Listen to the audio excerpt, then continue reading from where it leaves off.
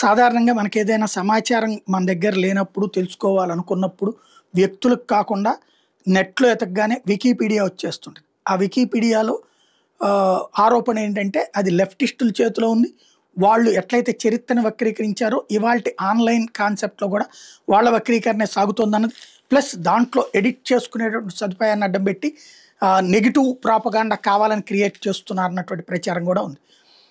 ఒక బాధ్యతాయుతమైనటువంటి చర్చ జరగాల్సినటువంటి ప్లాట్‌ఫారాలు దుర్వినియోగం అవుతున్నాయన్నట్టు. ఇప్పుడు తాజాగా ఎలన్ మాస్క్ ఆహ్, గ్రోకీపీడియా అని పెడతాడట.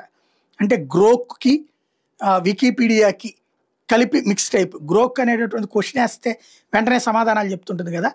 అట్లాంటి గ్రోకీపీడియా అనేటటువంటిది ఓ 2 వారాల్లో తీసుకురావడానికి ప్రయత్నిస్తున్నాడట. ఆయనే చెప్పుకొస్తున్నాడు.